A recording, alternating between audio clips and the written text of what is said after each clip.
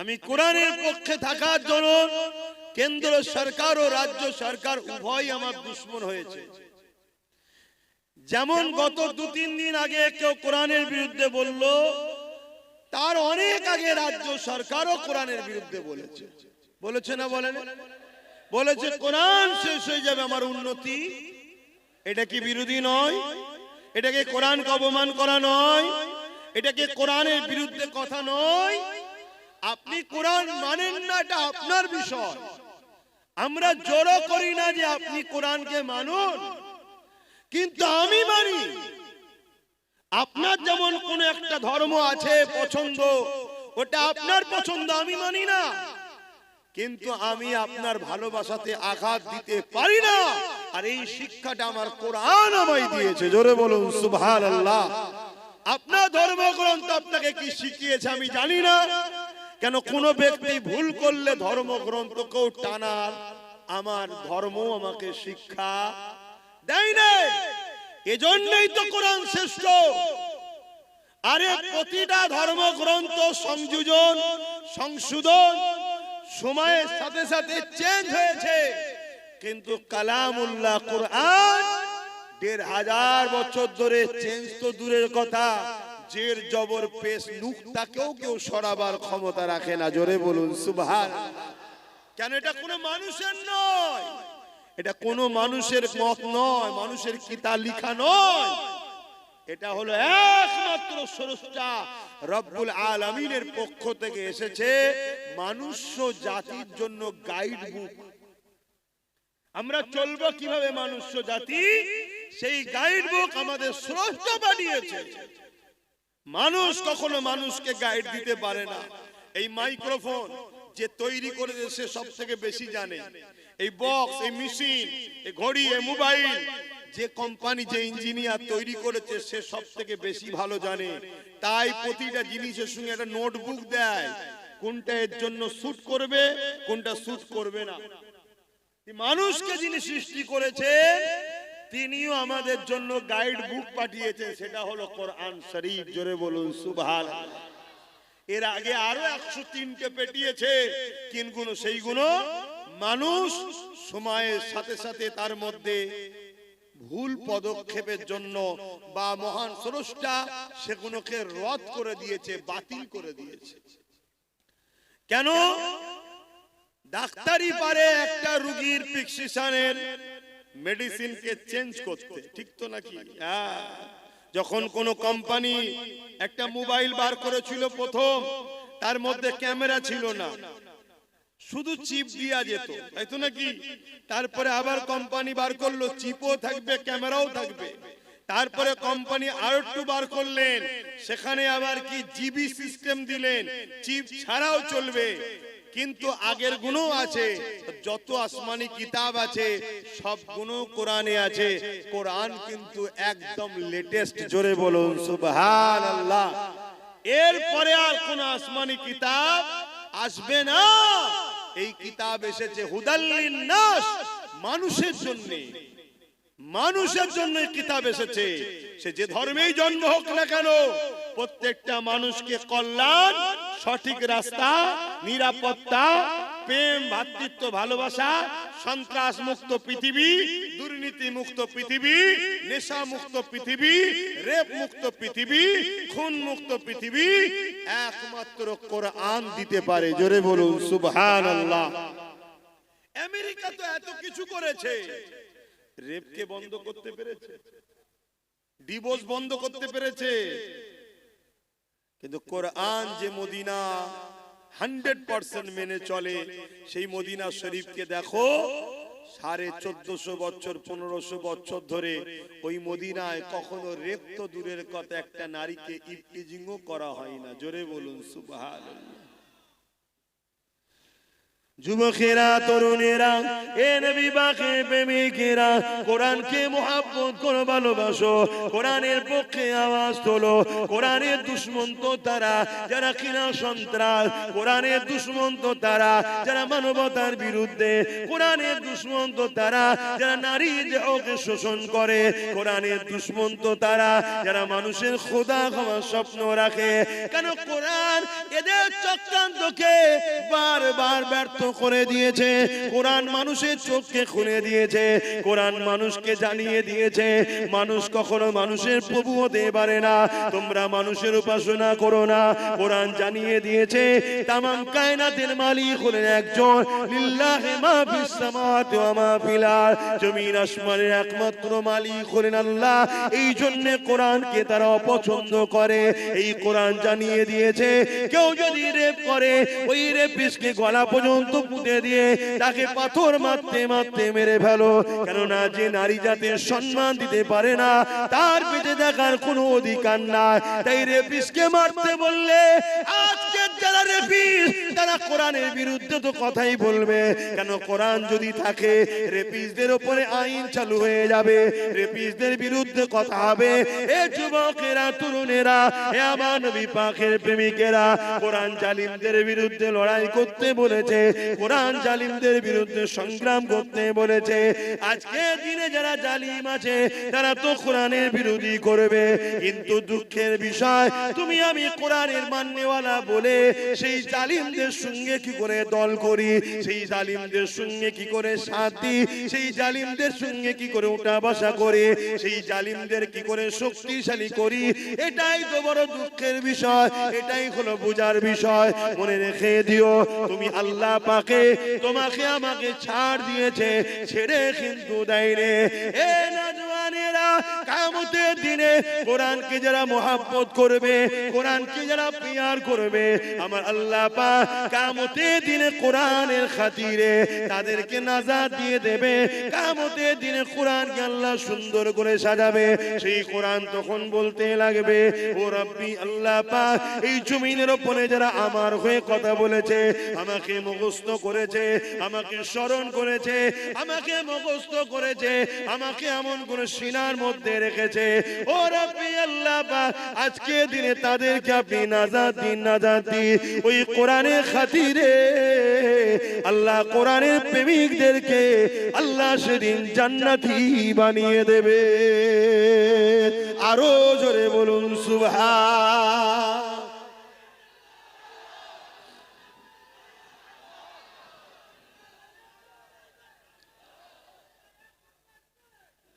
ভাইরা আমার, অনেকে বলতে পারে যে আপনি কি করছেন? আমি তো কমসে কম প্রতিটা জায়গায় ওয়াকাফ নিয়ে, কোরআন নিয়ে প্রত্যেকটা জায়গায় কন্টিনিউ রোজই আলোচনা করছি। যে আমার ওয়াজে যায় তারা শোনে না, শোনে না। আমার যতটুকু ক্ষমতা আছে আমি মানুষকে জাগাচ্ছি। এই মানুষ জাগাতে ভাঙড়ের মানুষ একটা মাত্র আমার ভাই তার সাথ দিয়েছিল। তার দ্বারা সর্বপ্রথম বাংলায় কোরআনের দুশমনের বিরুদ্ধে কেস করিয়েছি, এবং তার দ্বারা আরো অনেক ওপরে ওপরে চিঠিও পাঠিয়েছি। তার ক্ষমতা যত দূর আছে। কিন্তু আপনি যদি জানতে চান তাহলে আমার দিলের কথা শোনেন। যদি বাংলার মানুষ তোমরা আমার সাথ দিতে আগামীতেও যদি দাও, আল্লাহ যদি দয়া করে, কখনো যদি আল্লাহ ক্ষমতায় আনে, এমন আইন করব, কোরআন শুধু নয় কোন ধর্মগ্রন্থের উপরে যদি আঘাত দেয় তার 12 বছরের জেল হবে, কোন জামিন যোগ্য হবে না, এমন আইন তৈরি করব। এটা হওয়া দরকার। আজকে বিভিন্ন রাজ্যে হচ্ছে, বিভিন্ন রাজ্যে হচ্ছে যেখানে 5% মুসলমান। কত পার্সেন্ট? 5। সেই 5% মুসলমানের রাজ্যের মুখ্যমন্ত্রী আজকে সে আইন করছে, কোন ধর্মের বিরুদ্ধে কথা বললে তার 7 বছরের জেল, এত ফাইন। আর আমরা 40% মুসলমানের বাংলা, সবাই মিলে যার কোলে উঠে বসে আছি, একটা পর্যন্ত বিবৃতিও দিল না যে এরকম অন্যায় কথাকে উইড্রো করে লাও নাই আইনের আওতায় আনতে বাধ্য হব, এটাও বললো না। তাহলে কতটা অহংকারী, এ কতটা কোরআন বিদ্বেষী। এই কোরআনের বিরুদ্ধে আবহাওয়া চলছে, এই অবস্থাতে সে কিন্তু তার ধর্মের দুর্গা আলিঙ্গন তৈরি করে নিল, অথচ আমাদের ট্যাক্সের টাকায় আমাদেরই জনগণের দিয়া হসপিটাল হবার জায়গায়। ভাবতে হবে, এ যুবক তুমি যদি আজ না জাগো জান্নাত তো পাবে না, তোমার বাচ্চা কোনো ধর্মটাও পাবে না। আমার কথা যদি কারো সন্দেহ হয়, যে আমার সঙ্গে ডিবেটে বসতে চাই আমি বসতে রাজি আছি। যে জান্নাত পাবে না আব্বাস সিদ্দিকী বলেছে, এই কথাতে আমি ডিবেটে বসতে রাজি আছি। আল্লাহ তোমাকে দুনিয়ায় কি জন্য পাঠিয়েছে? কি জন্য পাঠালো? কেন দুটো হাত দিল, কেন দুটো পা দিল? তুমি জানো না? হাত যে জন্য দিয়েছে ওই রাস্তায় যদি কাজ না করতে পারো, পা যে জন্য দিয়েছে ওই রাস্তায় যদি চলতে না পারো, জবান যে জন্য দিয়েছে ওই হক কথা যদি বলতে না পারো, কান যে জন্য দিয়েছে সেই জায়গায় যদি কানের কথা না শোনো, তাহলে আল্লাহ কোরআনে তার সম্বন্ধে কি বলেছে? উলাইকা কাল আনআম। মানুষের মধ্যে কিছু মানুষ আছে, হাত থাকতো তারা জুলুম করে, ইনসাফ করে না, পা থাকতো খারাপ রাস্তায় যায়, ভালো রাস্তায় যায় না, জবান থাকতো আমার বিরুদ্ধে কথা বলে, আমার পক্ষে বলে না, অর্থাৎ ইনসাফের পক্ষে। আল্লাহর পক্ষে বলতে ইনসাফ, মানবতা নাই, সত্যের পক্ষে। আরে বোঝো, দুটো দিক, একটা শয়তানের একটা রহমানের। কথা বুঝে আসছে না? নয়, ফেরাউন শয়তানের দিকে ছিল, মুসা রহমানের দিকে ছিল, নমরুদ শয়তানের দিকে ছিল, ইব্রাহিম নবী রহমানের দিকে ছিল, এজিজ শয়তানের দিকে ছিল, হোসাইন রহমানের দিকে ছিল। এইভাবে যুগে যুগে চলে আসছে। আমার গরিবে নওয়াজ রহমানের দিকে ছিল, জালিম শাসক শয়তানের দিকে ছিল, হতবাগ আকবর শয়তানের দিকে ছিল, মুজাদ্দিদ আল বেসানি রহমানের দিকে ছিল, আমার মুজাদ্দিদ জামান রহমানের দিকে ছিল, জালিম ব্রিটিশরা শয়তান। আজকেও সেই সিলসিলা চলছে না চলে না? তুমি মনে করছো ইসলাম মানে শুধু দাড়ি টুপি নামাজ রোজা, এইটাই তো তোমার বড় ভুল হয়ে গেছে। আর এইটা তোমার ভুল নয়, তোমাকে এই জায়গায় নিয়ে যাওয়া হয়েছে। আর এই জায়গায় নিয়ে গেছে কারা? শয়তানেরই অর্থে পরিচালিত একদল মোল্লা মুলি সাহেবরা তোমাকে নিয়ে গেছে। যে মুসলমানকে শুধু মসজিদ চিনা, নামাজ দেখা, রোজা দেখা, দাড়ি দেখা, টুপি দেখা, ওকে মাথায় ঢুকিয়ে দিয়ে ধর্ম মানে এটা। চুরি হচ্ছে রুখতে হবে না, যাওয়ার দরকার নেই। খুন হচ্ছে যাওয়ার দরকার নেই। অন্যায় হচ্ছে যাওয়ার দরকার নেই। রেপ হচ্ছে বলার দরকার নেই। জুলুম হচ্ছে বলার দরকার নেই। আরে তুমি জানো না জুলুমকারী জুলুম করে জাহান্নামে যাবে, জুলুম দেখে যে চুপ থাকবে সেও জাহান্নামে যাবে। আমি এই কথার উপরে বাস করতে রাজি আছি। তোমাদের ঈমানকে মজবুত করার জন্য বলছি যে আব্বাস সিদ্দিকীর এরই ফজকে মতো হুজুর কি বলছে হয়তো মনে হতে পারে কারো, অত বড় বড় সব রয়েছে, হ্যান রয়েছে, তান রয়েছে। আমি এই কথাই বাস করতে রাজি আছি। ইসলাম যুগে যুগে অন্যায় সাম্রাজ্যকে মিটিয়ে দিয়ে সর্বধর্মের মানুষের মুখে হাসি ফুটিয়েছে, এর নাম হলো ইসলাম। ইসলাম কখনো কোনো ধর্মের উপরে জোর করেনি, কোন ধর্মের বিরুদ্ধে লড়াই করেনি। ইসলাম যতবার লড়াই করেছে সন্ত্রাসদের বিরুদ্ধে, জালিমদের বিরুদ্ধে। আজকে দেখা যাচ্ছে অনেক মন্দিরের পেছনে হাজার হাজার লাশ পাওয়া যাচ্ছে, যাচ্ছে না যায় না? এখন তার বিরুদ্ধে লড়াই করার ইজাজত ইসলাম দিয়েছে। কিন্তু যখনই লড়াই করতে যাবে কেউ যদি বলে ইসলাম হিন্দুদের বিরুদ্ধে, এটা হলো চরম একটা অন্যায়। ইসলাম হিন্দুদের বিরুদ্ধে নয়, ইসলাম খ্রিস্টানদের বিরুদ্ধে নয়, ইসলাম ওই যে ধর্মের নামে যারা নারী দেহ শোষণ করেছে তার বিরুদ্ধে। কথা শুনছেন না শোনেন? হ্যাঁ, আজকে কোন বাবা বলবে যে নারী হলো মজা করার জিনিস। দেখলেন না কিছুদিন আগে মিডিয়াতে বলছিল, দেখেছেন না? দেখেন একটু হ্যাঁ কি না বলেন, এই নারী কি মজা করার জিনিস? ইসলাম বলছে এরা হলো মানবরূপী পশু, এরা নারীকে সম্মান দেয় না, এরা নারীকে ভোগের জিনিস মনে করে, নারীকে মজার জিনিস মনে করে। এই সকল মানবরূপী পশুদের বিরুদ্ধে লড়াইয়ের নাম হলো ইসলাম। এখন ওই পশুর বিরুদ্ধে লড়তে গিয়ে কেউ যদি বলে আরে আমার ধর্মগুরুর বিরুদ্ধে লড়ছে, তোর ধর্মগুরু তো একটা ছাগল, নারী কখনো মজা করার জিনিস? তার বিরুদ্ধে তো লড়তে হবে, ঠিক না বেটি? এই ছাগলগুলো দেখছে ইসলামের ঘরের ছেলে যদি জেগে যায় কোরআন পড়ে, তাহলে আমার পাগলামি তো ছুটিয়ে ফেলবে। তাই আগে থেকে কোরআনের বিরুদ্ধে বলে, ইসলামের বিরুদ্ধে বলে ইসলামকে মিটাবার চেষ্টা করছে। কেন? ওদের হাতে রাজ পাওয়ার আছে, যে মিটিয়ে দে, থাকবে না বাঁশ, না থাকবে বাঁশটি। কথা বুঝে আসছে না? তাহলে এই জায়গায় দাঁড়িয়ে থেকে বলো, তোমার আমার ডিউটি আছে না? না। আব্বাস সিদ্দিকী কি করছে? আব্বাস সিদ্দিকী যতটুকু ক্ষমতা যে করছে, জাগাচ্ছে, বলছি। তাহলে আজকে সেই জায়গায় তোমরা যদি যে ক্ষমতাটা আল্লাহ তোমাদেরকে দিয়েছে, ওই ক্ষমতা যদি ঠিক জায়গায় প্রয়োগ করতে পারো, তাহলে আমরা আরো শক্তিশালী হব না হব না? কথা বলো, শক্তিশালী হব না হব না? তাহলে আমরা যদি আরো শক্তিশালী হতে পারি, তাহলে জালিমদের বিরুদ্ধে আরো সোচ্চার হওয়ার ক্ষমতা পাবো না? এগুলো তো বুঝতে হবে।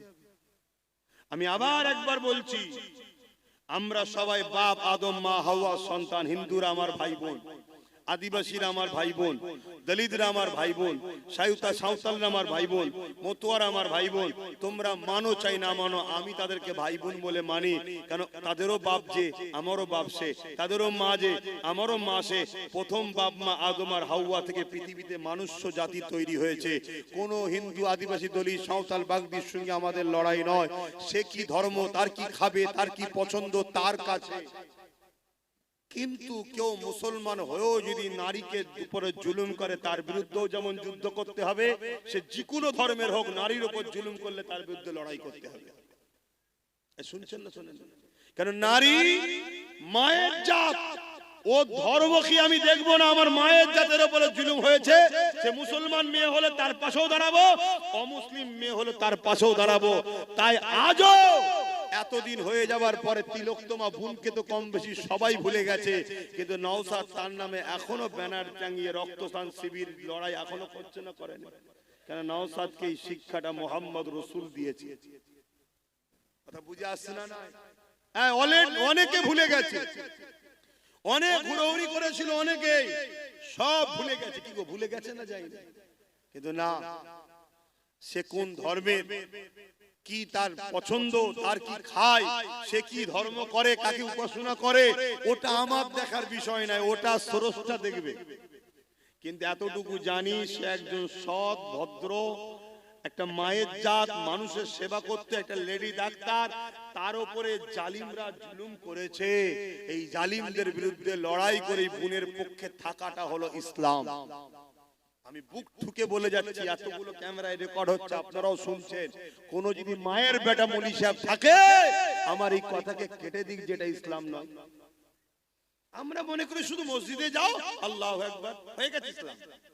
আরে 24 ঘন্টার মধ্যে 5 ওয়াক্ত নামাজ, 5 10 50, 1 ঘন্টা সময়, বাকি 23 ঘন্টা আল্লাহ কি বেকার পাঠিয়েছে নাকি? আর কি কাজ নেই? আর কি কাজ নেই? এগুলো বোঝে ভাইরা, নওজওয়ানেরা, তরুণেরা, এ নবী বাকি প্রেমিকেরা, এই দুনিয়া তোমার আমার জন্য চিরস্থায়ী নয় গো। দুনিয়া লোভ লালসাতে আখিরাত কানা হয়ে যেতে লেগেছে। কিয়ামতের দিনে কোন মুখ নিয়ে মহান স্রষ্টা আল্লাহ পাকের সামনে দাঁড়াবে? যখন আল্লাহ পাক জিজ্ঞাসা করবে, হে আমার বান্দারে, দুনিয়া জমিনে যখন আমি ক্ষুধার্ত ছিলাম, তুই আমাকে কেন খানা দিলি না? দুনিয়া জমিনে যখন আমার পরনার কাপড় ছিল না, তুই আমাকে কেন কাপড় দিলি না? দুনিয়া জমিনে যখন আমার উপরে জুলুম হয়েছিল, তুই কেন আমার সাথটা দিলি না? ওই সময় বান্দা বড় অবাক হয়ে যাবে। ও রব্বি আল্লাহ পাক, আপনাকে আবার ক্ষুধার্ত কেন লাগবে? আপনি তো কায়নাতকে পালন করেন, আপনি তো রব্বুল আলামিন, তাম আলমের পালন কর্তা, আপনাকে আবার কেন ক্ষুধার্ত লাগবে? আমার আল্লাহ পাক বলতে লাগবে, বান্দারে, দুনিয়া জমিনে যখন তোর প্রতিবেশী আশেপাশে গরীব বান্দা বান্দি কোন ক্ষুধার্ত ছিল, ওদেরকে যদি খানা দিতি, ওটা আমারই সৃষ্টি, আমারই বান্দা, তাহলে আমি আল্লাহ আমাকে খানা দিয়া হতো। ওরে আমার বান্দা বান্দিরে, দুনিয়া জমিনে যখন কোন গরিব অসহায় এতিমের পরনে কাপড় ছিল না, তুই যদি তাকে কাপড় দিতি, ওটা আমার বান্দা আমাকেই দিয়া হতো।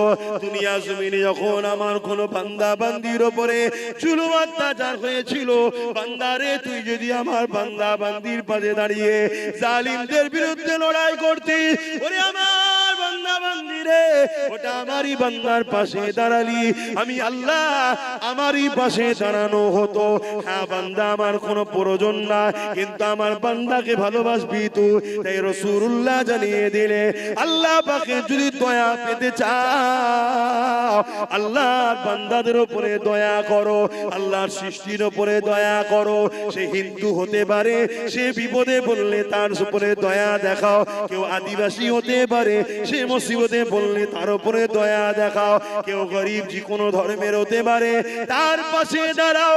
এর নাম হলো ইসলাম। ইসলাম কখনো জুলুম করা শেখায় না। ইসলাম বলেছে জালিমদের বিরুদ্ধে মজবুত হয়ে লড়াই করো। আজকে আমি দেখতেছিলাম সোশ্যাল মিডিয়া, এমন করে একটা আইল্যান্ড রয়েছে কোন একটা দেশে, ওই দেশে আইল্যান্ডের মধ্যে 13-14 বছরের ছোট ছোট মেয়েগুলোকে তুলে নিয়ে যে বন্দী করা হয়, এবং ওই মেয়েদের ঘরে ইনজেকশন দিয়ে বিভিন্ন নেশা দিয়ে পৃথিবীর বিখ্যাত বিখ্যাত দেশের রাজা মন্ত্রী সেলিব্রিটি যাদেরকে বলা হয়, ওই 13-14 বছরের মেয়েগুলোকে ওই আইল্যান্ডের মধ্যে নিয়ে যে শোষণ করে।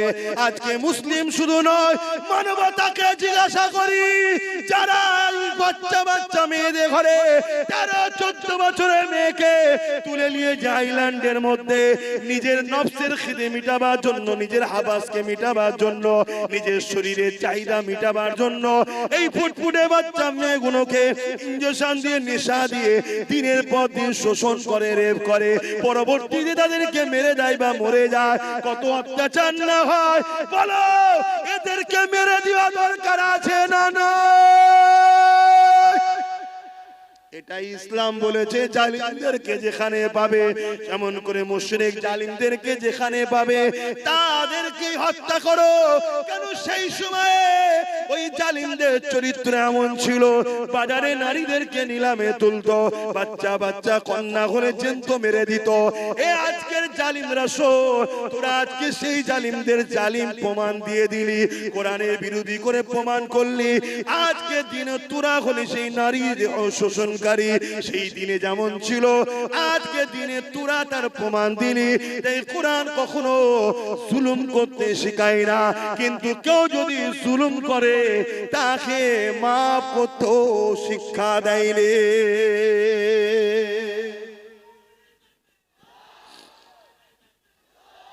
বলো, তোমার বাড়ি একটা 14 বছরের ফুটফুটে বোন আছে, বেটি আছে, তাকে তুলে নিয়ে যদি কেউ দীর্ঘদিন নেশা করিয়ে তাকে সেক্সুয়াল হ্যারাসমেন্ট করে, তার শরীরকে শোষণ করে, তাও কত বছর? 13-14 বছর। শোষণ করছে কে? 40-50 বছরের বয়স্ক লোকেরা, যারা পৃথিবী বিখ্যাত বিখ্যাত দেশের প্রেসিডেন্ট, পৃথিবীর বিখ্যাত বিখ্যাত সেলিব্রিটি। বলো, এই সকল মানবরূপী পশুদের বিরুদ্ধে কোরআন যদি বলে এদেরকে যেখানে পাবে সেখানে হত্যা করো, সেই সময় যারা ছিল, কোরআন এটা ভুল বলেছিল? এইটাকে যারা রোধ করতে চাইবে, জানতে হবে আজকের দিনে তারাও কিন্তু ওই সকল গোপনে কোনো না কোনো বেটিকে শোষণ করছে। তাই এই আয়াত তাদের গায়ে লেগেছে। আওয়াজ দিয়ে বলো, ঠিক না বেটে? তাহলে বলো, আজকের এই জালিমদের বিরুদ্ধে আমরা দেশের আইনকে সম্মান দিয়ে এদের বিরুদ্ধে আমাদের ক্ষমতা দখল করে এদেরকে আইনে আওতায় আনার জন্য আগামী দিন লড়াইয়ের জন্য কারা প্রস্তুত? হাত তুলে দেখান, হাত লম্বা করে তোলেন, হাত তুলে রাখেন। গরিবদের জন্য লড়বেন, আওয়াজ দিয়ে বলুন, গরিবদের জন্য লড়বেন, এতিমদের জন্য লড়বেন, নারীদের জন্য লড়বেন, বিধবাদের জন্য লড়বেন, জালিমদের বিরুদ্ধে লড়বেন, এতিমদের পক্ষে লড়বেন। যারা সন্ত্রাস হবে, দেশের সঙ্গে গাদ্দারি করবে, নারীদেরকে শোষণ করবে, বাচ্চা বাচ্চা কন্যাদেরকে রেপ করছে, এদের বিরুদ্ধে কঠোর আইন তৈরি করার জন্য আপনারা আগামী দিন লড়বেন। আপনার শুধু নামাজ ধর্ম শিখিয়েছে? নামাজ পড়লে তো নিজের লাভ হলো, সমাজের কি লাভ হলো? আমার নামাজ পড়াতে রেপ বন্ধ যাবে? তোমরা সবাই নামাজ পড়লে রেপ বন্ধ যাবে? রেপ যখন করছেন নেতার কাজের লোকেরা, এই দেখলেন না কিছুদিন আগে 17 বছরের একটা মেয়েকে রেপ করেছিল উত্তরপ্রদেশের সরকারের এমএলএ, তাকে আবার জামিন করে দেওয়া হলো, দেখলেন? তাহলে আবার পরবর্তীতে যাক সুপ্রিম কোর্টকে ধন্যবাদ জানাই, সে রেপকে নাকি স্টেটে দিয়ে জামিনকে নাকি আবার রুকে দিয়েছে। কথা বুঝে আসছে? তাহলে এই যে রেপ বেড়েই চলেছে, কন্টিনিউ নারীরা রেপ হচ্ছে। কাদের আমলে? কাদের আমলে? যেখানে বিজেপি শাসিত সরকার সেখানে রেপ বেশি হচ্ছে, ঠিক না বেঠিক? তাহলে আজকে বলুন, আজকে সেই বিজেপির নেতা অর্জুন সিং বলবে ইসলামে রেপ করা ভালো, তাহলে বুঝে নিতে হবে যে এ শয়তান নিজেই মনে হচ্ছে ওই কাজের কাজী হয়ে বসে আছে। বলেছে না বলেন? কিন্তু এর বিরুদ্ধেও কেস হয়েছে না হয়নি? একে অ্যারেস্ট করেছে, কেন করেন? এটাই তো প্রশ্ন আপনাদের, আমি কিছু ভুল বলছি? কেন করেন? তাহলে তোমাদেরকে পাত্তাই দেয় না, তোমাদেরকে কিছু দাম দেয় না, তাই তোমাদেরকে যেখানে দাম দেয় না, তোমাদের দুশ্মনদেরকে যেখানে গার্ড দেওয়া হয়, তাদেরকে তোমরা সহযোগিতা করো। কথা বলো, আগামীতে করবে? আগামীতে সহযোগিতা করবে? বন্ধ করলে গরম হচ্ছে, খুলে দিলে ঠান্ডা লাগছে। বলো, সহযোগিতা করবে? আগামী দিন তাহলে রেপিস যারা হবে তাদের সর্বোচ্চ শাস্তির প্রয়োজন আছে না না? আজকে আইন করা হচ্ছে কি করে ওয়াকফকে লুটা যায়, আইন করা হচ্ছে কি করে ওয়াকফকে লুটা যায়, কিন্তু আইন করা হচ্ছে না কি করে রেপকে বন্ধ করা যায়। আইন করা হচ্ছে কি করে আদানি আম্বানিকে দেশের সম্পদগুলো তুলে দেওয়া যায়, কিন্তু আইন করা হচ্ছে না কি করে দেশের বেটিদেরকে বাঁচানো যায়। তাহলে আজকের ক্ষমতায় আসনে বসে আছে কারা? এটাও তো দেশের নাগরিক বেটিদেরকে ভাবা দরকার আছে না না? আজকে আমার রাজ্য সরকার আইন করছে ওবিসি কে ব্যান করে, ওবিসি কে শেষ করে মুসলমানদের রুজি রুটি চাকরি পড়াশোনাকে শেষ করে দেবো, কিন্তু রাজ্য সরকারও কখনো বিল পাস করলো না যে কেউ রেপ করলে তাকে শাস্তি 24 ঘন্টার মধ্যে দেওয়া হবে, এটা বিল পাস করেছে। উপরন্তু আমার রাজ্য সরকার তিলক তোমার আসামিকে বাঁচাবার জন্য সুপ্রিম কোর্টে কোটি কোটি আমাদের ট্যাক্সের টাকা দিয়ে কেস চালাচ্ছে। তাহলে বলো, এই রেপিস্টদের সাপোর্টকারী সরকারদের ঘরে কোন উম্মতে মুহাম্মাদি সাপোর্ট করতে পারে? এগুলো ভাবতে হবে, এগুলো ভাবানো দরকার আছে না না? এ তো অসুবিধা হচ্ছে, কেন তোমার ঘরে বোন আছে, তোমার নাতি পুতনি আছে, নাতনি আছে। সমাজে যখন চরিত্রহীন হিংস্র মানবরূপী পশুদের সংখ্যা বেড়ে যাবে, যে রেপ করলে শাস্তি হচ্ছে না, ভালো ছেলেও আগামী দিন রেপিস হতে তখন বাধ্য হয়ে যাবে। এটা ভালো একটা চলছে, তাহলে সেই রেপিসের হামলায় কাল তোমার যখন ফুটফুটে 10-12 বছর 14 বছর 15 বছরের মেয়েটা রক্তাক্ত হয়ে রাস্তার কোন ধারে কি আলে খাতে পড়ে থাকবে, সেই দিন কি তুমি জাগবে? তুমি আজ ভাবছো আমার তো সন্তান নেই, আরে জঙ্গল যখন ঘন হয়ে যাবে কাটতে তখন কষ্ট অনেক দিন হবে, কাল তোমার বিয়ে হবে, কাল তোমার কন্যা সন্তান হবে। তাহলে বলো, এই জঙ্গলকে এখনই পরিষ্কারের দরকার আছে না না? আসো, তাদেরকে সাথ দাও। যদি আল্লাহ কোনদিন আমার ভাইকে ক্ষমতায় নিয়ে আসে, আমি তাকে তো বলবো যে তোকে আল্লাহ যখন ক্ষমতা দিয়েছে মায়ের জাতের জন্য আইনটা পাস কর, যে রেপিস যদি কেউ রেপ করে কোর্ট মনিটরিং করে 24 ঘন্টার মধ্যে সে বেটাকে ঝুলিয়ে দাও। কথা বুঝে আসছে না নাই? এবারে সঙ্গে বলবে সংবিধানে তো এটা নেই, আরে সংবিধানে তো এটাও নেই কারো ওয়াকফকে ঝেড়ে খাওয়া যায় না। এটা করছে না, করে না? তাহলে মায়ের জাতের জন্য যদি লড়াই করতে হয় তখন তো সংবিধান মনে পড়ে। সংবিধান বলেছে নাকি রেপিসদের ফুলের মালা পরাও? যাক, আপনাদের অসুবিধা হচ্ছে, তাহলে বলুন আগামী দিন আমাদেরকে এই লড়াই আরো জোর বাড়াতে হবে। এই লড়াইয়ে আমাদের বিরোধী হবে কারা? যারা রেপিসদের পক্ষে, তারা শুনছেন তো নাকি? এই লড়াই আমাদের বিরুদ্ধে দাঁড়াবে কারা? যারা মাতাল তারা। এই লড়াই আমাদের বিরুদ্ধে দাঁড়াবে কারা? যারা কোরআনের দুশমন তারা। এই লড়াই আমাদের বিরুদ্ধে দাঁড়াবে কারা? যারা গরিবদের শোষণকারী তারা। শুনছেন তো? এই লড়াই আমাদের বিরুদ্ধে দাঁড়াবে কারা? যারা দেশের সংবিধানকে মিটিয়ে দিতে চায়, দেশকে ধ্বংস করতে চায়। এই লড়াই আমাদের বিরুদ্ধে দাঁড়াবে কারা? যারা মানবতার বিরুদ্ধে, সভ্যতার বিরুদ্ধে, ইনসাফের বিরুদ্ধে, গরিবের বিরুদ্ধে, এতিমের বিরুদ্ধে, অসহায়ের বিরুদ্ধে। তাদের সঙ্গে আমাদের লড়াই হবে। তোমার আমার পাড়াতেও এরকম গাদ্দার মুসলমান থাকলে থাকতেও পারে। তাদের বিরুদ্ধে লড়াই করতে গিয়ে তোমার আমার হাত কাঁপবে না তো? আওয়াজ দিয়ে বলো, কাঁপবে না তো? ওই বাচ্চা বাচ্চা কন্যাগুলোর কথা ভাবো, যেগুলো তোমাদের এসেছে বা আসবে। ভাবো কত বড় লজ্জার কথা, একটা মহিলা মুখ্যমন্ত্রী হয়ে কোন জায়গায় রেপ হলে তার রেড দিচ্ছে। এটা কি লজ্জার কথা নয়? জায়গা হচ্ছে না, তাই কথা হচ্ছে, ওরা ওদের ঠিক বসে যাবে, তুমি আমার কথা শোনো। কেন আমি সংক্ষেপ করব না? আমার কথায় অসুবিধা হলো কারো?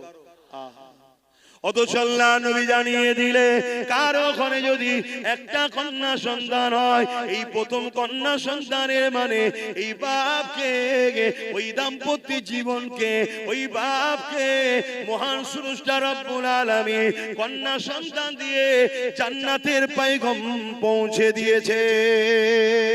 আল্লাহ নবী আরো জানিয়ে দিলে আমার সাহাবারা কারো ঘরে যদি পরপর দুটো কন্যা সন্তান হয়, ওই বাপ কন্যা সন্তানগুলোকে পেয়ে নারাজ না হয়ে যায়, ওই কন্যা সন্তানগুলোকে নিয়ে আনন্দ খুশি করে, নিয়ামত মনে করে তাকে লালন পালন করে বড় করে বিবাহটা দিয়ে দেয়। আমি রাসূলুল্লাহ জানিয়ে দিই, ওই দুই কন্যার বাবা আর আমি রাসূলুল্লাহ তাদের সম্বন্ধে জানিয়ে দিলাম। আমি রাসূলুল্লাহ ওই দুই কন্যার বাবাকে কিয়ামতের দিন শাফাআত করে জান্নাতে নিয়ে যাব।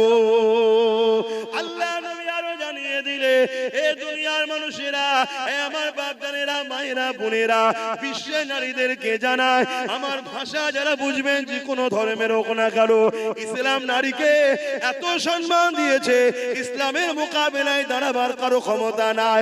ইসলাম নারীকে এত সম্মান দিয়েছে, কেউ ইসলামের মোকাবেলায় আসতে পারবে না। ইসলাম জানিয়ে দিল, আমার রাসূলুল্লাহ বলে দিলে কারো ঘরে যদি একটা দুটো তিনটে পর পর কন্যা সন্তান হয়, ওই তিন কন্যার বাবা যদি ওই তিনটে কন্যাকে পেয়ে ও খুশি না হয়ে আল্লাহ নিয়ামত মনে করে ওই তিন কন্যাকে লালন পালন করে তার বিবাহটা দিয়ে দিতে পারে, আমি রাসূলুল্লাহ জানিয়ে দিলাম, আল্লাহ নবী দুটো আঙুল তুলে দেখাচ্ছে, এই তিন কন্যার বাবাটা আমি রাসূলুল্লাহ আল্লাহ পাকে জান্নাতে পাশাপাশি থাকিব। আরো জোরে বলুন সুবহান।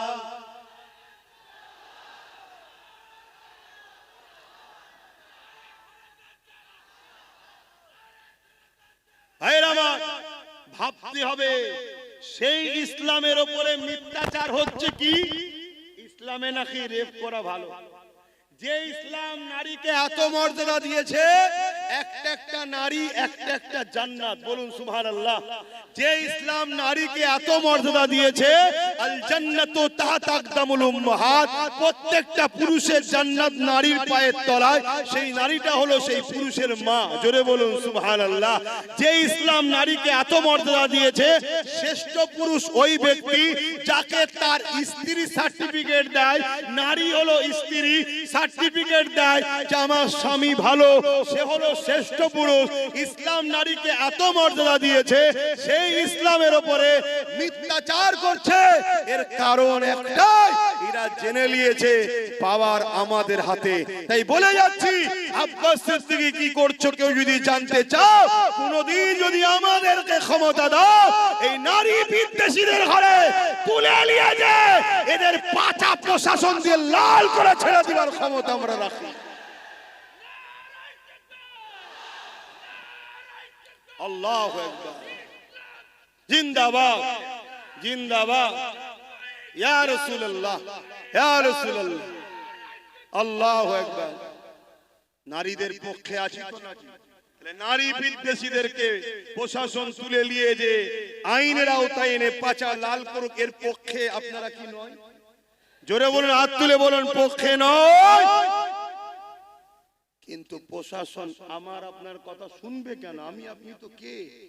উপরন্তু আমি আপনি যদি কোন রেপিসের পক্ষে, রেপিসের বিরুদ্ধে নাবি ও মানে মজলুম নারী যে রেপ হয়েছে সেই অসহায় বোনের পক্ষে যদি আমরা নাবি, প্রশাসন তোমাকে আমাকে মেরে তুলে দেবে। কেন?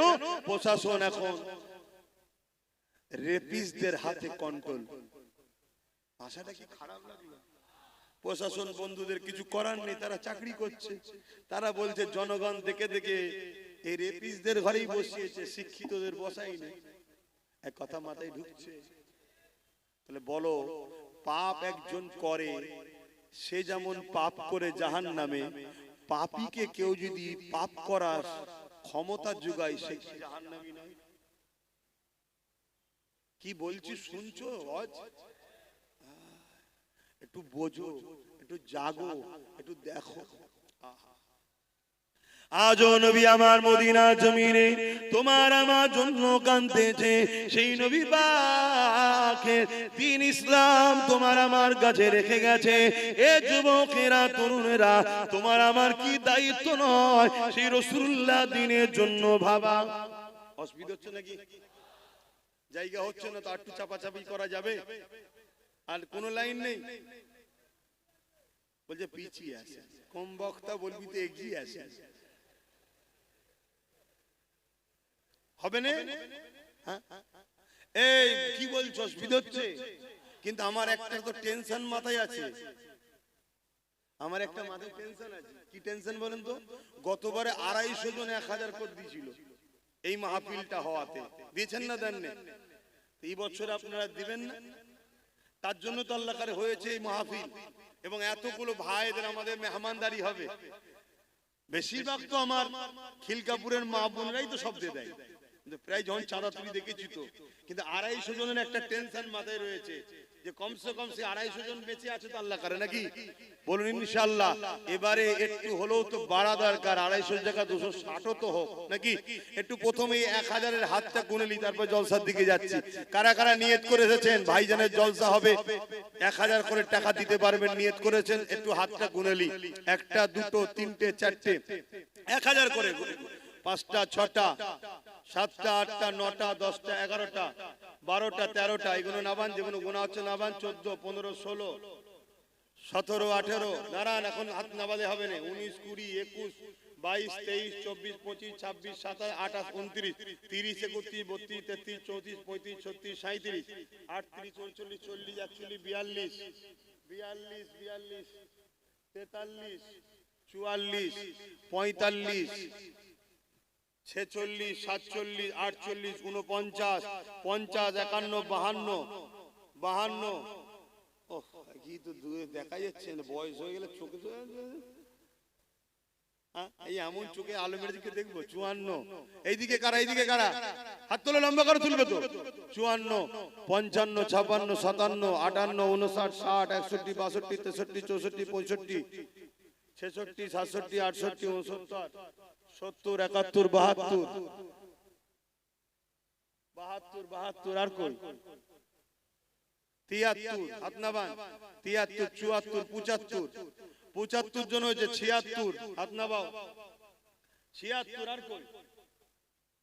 এক রান্নিতে তো 100টাও হলো না। 76, 77, 78, আর কই?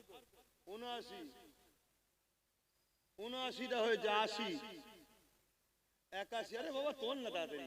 82, 82টা হয়েছে। আর কই? 83, ফটাফট তোলো না। 83 যারা নিয়ত করেছে। 84, 84, আর কই? 84 হয়ে যা। 16টা হলে 100টা হবে। 250 জন গতবারে হয়েছিল। 84 হয়েছে। 85 নম্বরে কে আছে? জলদি করে হাত তোলেন। এই এতগুলো লোকের মধ্যে থেকে 1000 করে টাকা দিবার লোক 250 জন হচ্ছে না। আমাদের কাছে টাকাটাই আগে হয়ে গেল। 1000 টাকা এক্ষুনি তো দিতে হচ্ছে না। আপনাদের সঙ্গে নাম ফোন নাম্বার লিখে নেবে, ওই যে ভেতরে ভেতরে লিখে দেন, লিখে নেবে, আলোচনা করবে।